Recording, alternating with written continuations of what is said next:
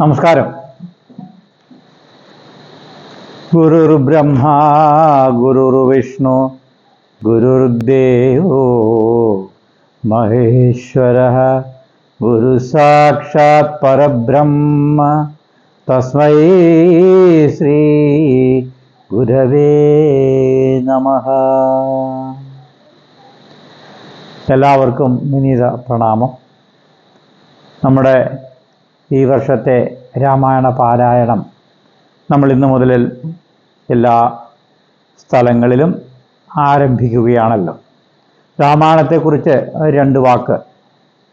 രാമായണം എന്ന് കേൾക്കുമ്പോൾ വാൽമീകി രാമായണത്തെക്കുറിച്ച് നമ്മൾ ചിന്തിക്കുമ്പോൾ വാൽമീകിയാൽ വിരചിതമായ വാൽമീകി രാമായണം അത് വളരെ ഭക്തിസാന്ദ്രമായ രീതിയിൽ എഴുതിയിട്ടുണ്ട്. പക്ഷേ വാൽമീകി അവതാര പുരുഷനായ ശ്രീരാമചന്ദ്രനെ അതായത് മാനുഷിക മൂല്യങ്ങളിലൂടെ ഒരു മനുഷ്യനായി ചിത്രീകരിച്ചുകൊണ്ട് ഭഗവാന്റെ അവതാരമായ ശ്രീരാമചന്ദ്ര ദേവനാൽ ശ്രീരാമചന്ദ്രനാൽ ഈ ലോകത്തിൻ്റെ നന്മയ്ക്കായിട്ട് വളരെയധികം സവിശേഷതകളോടുകൂടിയ ഒരു ഭാഗമായിട്ടാണ് വാൽമീകി രാമായണത്തിലെ ഉൾക്കൊള്ളിച്ചിട്ടുണ്ട്. എന്നാൽ തുഞ്ചത്ത് എഴുത്തച്ഛൻ അത് ക്ലിപ്പാട്ടിലൂടെ അധ്യാത്മരാമായണമായിട്ട് വിവർത്തനമല്ല ശരിക്കും പറഞ്ഞാൽ അങ്ങനെ ഒരു ഭാഗമായി എഴുതുകയും അങ്ങനെ അത് മലയാളത്തിൽ എല്ലാവർക്കും വായിച്ച് മനസ്സിലാകത്തക്ക രീതിയിൽ തുഞ്ചത്ത് എഴുത്തച്ഛനിലൂടെ നമുക്കത് പ്രാവർത്തികമായി അങ്ങനെ നമ്മളെല്ലാവരും രാമായണം വായിക്കുന്നു. രാമായണത്തിനുള്ളിലെ ഉള്ളടക്ക മഹാസന്ദേശം എന്ന് പറഞ്ഞാൽ വളരെ മഹത്തരമായ ഒരു ഇതിഹാസ ഗ്രന്ഥമാണ് രാമായണം എന്ന് പറയുന്നത്. ഇവിടെ പ്രതിപാദിക്കുന്നത് അച്ഛന്, മക്കള്, അമ്മ, ഭാര്യ, ഭർത്താവ്, സഹോദരൻ, സഖാവ്, അതായത് ബന്ധുക്കള്, പിന്നെ കൂട്ടുകാര്, അങ്ങനെയുള്ള ആ ആളുകളുമായിട്ടുള്ള ബന്ധം എന്താണ്, സഹോദര ബന്ധം എന്താണ്, മാതൃ പിതൃ പുത്രബന്ധം, ഭാര്യ ഭർത്തൃബന്ധം, അങ്ങനെ നിരവധി മനുഷ്യനിൽ ഉൾക്കൊള്ളുന്ന നിരവധി കാര്യങ്ങളിലെ എല്ലാം കൂടെ ഒഴുകിച്ചേർത്തുകൊണ്ട് കൂട്ടി യോജിപ്പിക്കുന്ന ഒരു സംവിധാനത്തോടു കൂടിയാണ് രാമായണത്തെ ചിത്രീകരിച്ചിരിക്കുന്നത്.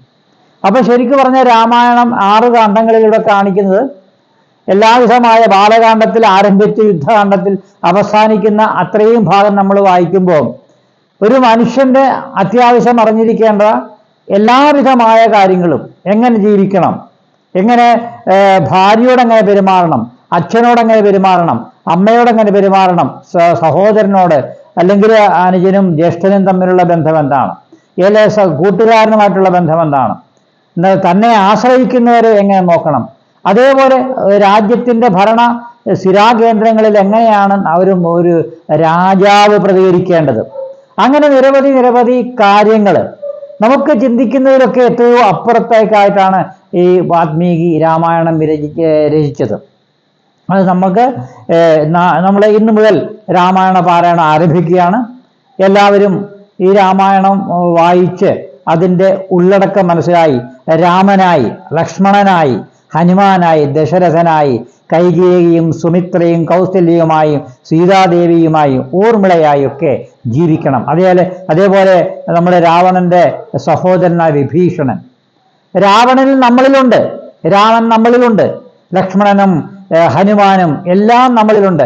ഭരതൻ, ശത്രുഘ്നന്മാർ, ഭരതനെ കുറിച്ച് പറയുമ്പോൾ 14 കൊല്ലം രാമൻ വനവാസം ചെയ്ത് തിരിച്ചു വന്നപ്പോൾ തന്നിൽ ഏൽപ്പിച്ച ആ എല്ലാവിധമായ സമ്പദ്ഘടന, രാജ്യത്തിൻ്റെ ഭണ്ഡാരം എത്രയോ മടങ്ങ് വർദ്ധിപ്പിച്ചിട്ടാണ് രാജാവായ ആ ഭരതൻ ശ്രീരാമചന്ദ്രൻ്റെ ജ്യേഷ്ഠൻ്റെ കയ്യിൽ തിരിച്ചേൽപ്പിക്കുന്നത്. പക്ഷേ ഇന്നത്തെ അവസ്ഥ ഒന്ന് ആലോചിച്ച് നോക്കിയേ. ഓരോ വർഷവും എന്താണ് നമ്മുടെ രാജ്യത്തിൻ്റെ അവസ്ഥ? നമ്മൾ അതൊന്നും ഇവിടെ പ്രതിപാദിക്കാൻ വേണ്ടിയല്ല ഇത് പറഞ്ഞത്. അപ്പോൾ എങ്ങനെയായിരിക്കണം ഒരു ഭരണകർത്താവ്? എങ്ങനെ ആയിരിക്കണം എന്നുള്ളതിന് ഉത്തമ ദൃഷ്ടാന്തമാണ് ഈ രാമായണത്തിലൂടെ പ്രതിപാദിക്കുന്നത്. അപ്പോൾ നമ്മളിങ്ങനെ പറഞ്ഞ് കൂടുതൽ വിശദീകരിക്കുന്നില്ല. കാരണം രാമായണം വായിക്കുമ്പോൾ അതിൻ്റെ ഓരോരോ ശീലകളിൽ നമുക്ക് മനസ്സിലാക്കാം. അതേപോലെ വാൽമീകി രചിച്ചു എങ്കിലും വാൽമീകിനകത്ത് കഥാപാത്രം കൂടിയാണ്.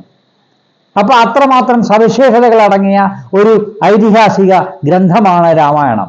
നമുക്ക് തീർച്ചയായിട്ടും വരും ദിവസങ്ങളിൽ ഇതിനെക്കുറിച്ച് വളരെ വിശദമായി നമുക്ക് മനസ്സിലാക്കാനും ഒക്കെ സാധിക്കണം.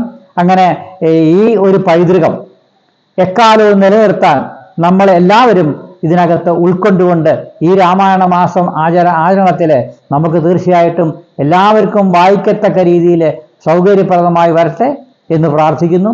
എല്ലാവർക്കും നന്ദി, നമസ്കാരം.